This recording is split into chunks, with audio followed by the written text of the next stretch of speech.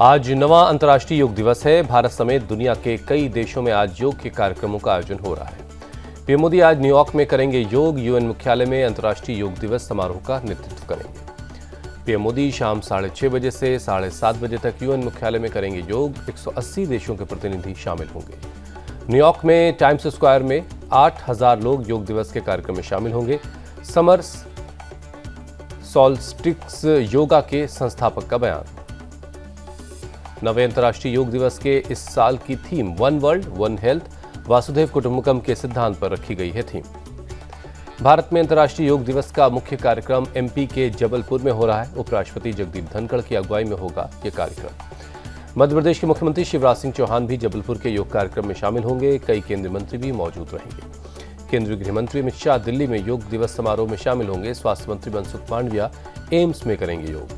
UP के CM Yogi Adityanath ने ज्यादा से ज्यादा लोगों से योग से जुड़ने की अपील की। सीएम योगी गोरखपुर के मंदिर में करेंगे योग कार्यक्रम की अगुवाई। यूपी के मदरसों ने योग दिवस की रखी है तैयारियां। सभी मदरसे लेंगे हिस्सा। लखनऊ मदरसा बोर्ड के चेयरमैन का बयान। पीएम मोदी अमेरिका के राजकीय दौरे पर न्यूयॉर्क पहुंचे। जॉन एफ कैनेडी एयरपोर्ट पर हुआ भव्य स्वागत। पीएम मोदी का अमेरिका के वरिष्ठ अधिकारी यूएन में भारत के स्थायी राजदूत योशिता सिंह और भारतीय राजदूत तरनजीत सिंह संधू ने अगवानी की। सीक्रेट सर्विस ने संभाली सुरक्षा की कमान। पीएम मोदी के स्वागत के लिए एयरपोर्ट पर भारी तादाद में भारतीय समुदाय के लोग मौजूद थे। पीएम मोदी लोगों के बीच पहुंचे। न्यूयॉर्क का एयरपोर्ट मोदी मोदी के नारों से गूंजा। लोगों ने नारे लगाकर तिरंगा लहराकर पीएम का स्वागत किया। न्यूयॉर्क के लॉटे न्यूयॉर्क प्लेस होटल में हुआ पीएम मोदी का जोरदार स्वागत। बड़ी तादाद में भारतीय समुदाय के लोग मौजूद थे। होटल के बाहर लोगों ने मोदी मोदी के नारे लगाए और तिरंगा लहराकर पीएम का स्वागत किया। पीएम मोदी ने भी हाथ जोड़कर सबका अभिवादन किया। कार से उतरकर कड़ी सुरक्षा घेरे में पीएम मोदी लोगों के बीच पहुंचे। हाथ हिलाकर लोगों का शुक्रिया अदा किया। लॉटे न्यूयॉर्क प्लेस होटल में पीएम मोदी का गुलदस्ते से हुआ स्वागत। होटल के अंदर बड़ी तादाद में भारतीय मौजूद थे।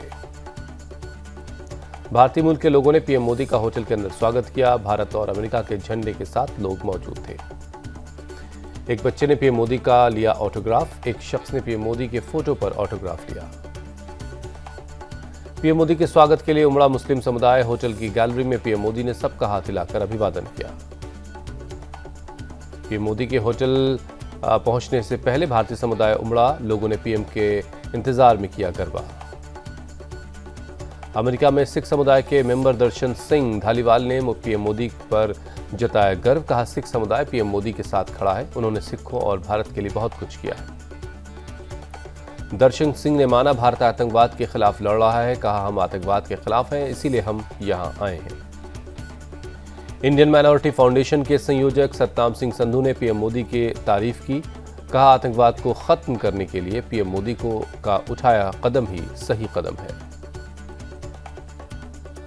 3 बार के Grammy award winner Ricky Kej ने पीएम मोदी की राजकीय यात्रा को बताया 2 देशों का सुंदर संगम। कहा, एक सबसे बड़ा लोकतंत्र है और दूसरे को सबसे पुराना लोकतंत्र कहा जाता है। 22 जून को पीएम मोदी के सम्मान में अमेरिकी राष्ट्रपति जो बाइडेन देंगे स्टेट डिनर। 23 जून को भारतीय मूल के लोगों से मिलेंगे पीएम मोदी। पीएम मोदी का चीन को कड़ा संदेश। कहा, छूते रिश्तों के लिए बॉर्डर पर शांति जरूरी है। प्रधानमंत्री मोदी ने कहा, भारत अपनी संप्रभुता की रक्षा के लिए प्रतिबद्ध है। भारत तटस्थ देश नहीं, शांति का पक्षधर है। मोदी के अमेरिका दौरे से बौखलाया चीन। कहा, भारत को ढाल की तरह इस्तेमाल कर रहा है अमेरिका। पीएम मोदी पर कांग्रेस का अटैक। प्रमोद तिवारी बोले, पहले के पीएम की बदौलत मिल रहा है ये सम्मान। पटना में 23 जून को विपक्षी एकजुटता बैठक से पहले लगे चुनावी पोस्टर। एक पोस्टर में अरविंद केजरीवाल को बताया गया देश का लाल।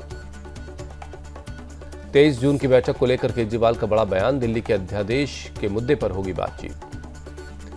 अरविंद केजरीवाल ने कहा, बैठक में मैं संविधान लेकर जाऊंगा, सभी दलों को अध्यादेश पर समझाऊंगा। 23 जून को विपक्ष की बैठक में शामिल होंगी सीएम ममता बनर्जी। 22 जून को पटना में लालू यादव से करेंगी मुलाकात। पटना में 23 जून को विपक्षी दल की बैठक में शामिल होंगे सीएम स्टालिन। तेजस्वी यादव ने तमिलनाडु जाकर उनको न्योता दिया है। विपक्ष की बैठक पर रविशंकर प्रसाद का निशाना, बिहार में हो रहे भ्रष्टाचार पर सवाल पूछेंगे नेता। रविशंकर प्रसाद का सीएम नीतीश पर तंज, नीतीश का पीएम बनने का ख्वाब नहीं हुआ खत्म, पीएम पद पर कोई वैकेंसी नहीं है। विपक्ष की बैठक से पहले मायावती हुई एक्टिव, मायावती ने कल पार्टी की बैठक बुलाई, लोकसभा चुनाव को लेकर हुई चर्चा। गोरखपुर से सीएम योगी का दावा, लोकसभा चुनाव में यूपी की सभी 80 की 80 सीटें जीतकर जाएंगे। कर्नाटक में हुबली नगर निगम में बीजेपी ने लहराया परचम, मेयर और डिप्टी मेयर के पद जीते। एमएलसी बनाए जाने से खुश हैं जगदीश शेट्टार, कहा जो जिम्मेदारी दी गई उसे स्वीकार करता हूं। दिल्ली में 2 लड़कों ने मिलकर एक बुजुर्ग महिला की हत्या कर दी, धारदार हथियार से घटना को अंजाम दिया। पुलिस ने दोनों लड़कों के खिलाफ हत्या का मुकदमा दर्ज कर लिया है। पुलिस दोनों लड़कों की तलाश कर रही है। एमपी के भिंड में भारी बारिश की वजह से गिरी 2 मंजिला इमारत, हटाया जा रहा मलबा, किसी के हताहत होने की खबर नहीं है। राजस्थान के जैसलमेर में जेल में सिलेंडर ब्लास्ट, हादसे में 4 कैदी जख्मी हो गए। बीकानेर के खाजूवाला से बड़ी खबर है, दलित युवती की दुष्कर्म के बाद हत्या का मामला सामने आया है। नामजद आरोपियों में 2 पुलिस कांस्टेबल का भी नाम है, दोनों कांस्टेबल को सस्पेंड कर दिया गया है। शाहरुख खान ने करण जौहर को बतौर निर्देशक 25 साल पूरे होने पर बधाई दी, लिखा एक तुम ही हो जो लोगों के दिलों में प्यार को जगा सकते हो और उन्हें प्यार करने पर मजबूर कर सकते हो। करण जौहर की फिल्म रॉकी और रॉनी की प्रेम कहानी का टीजर रिलीज हुआ, आलिया भट्ट और रणवीर सिंह के बीच रोमांस, तकरार और जुनून की झलक दिखाई दी।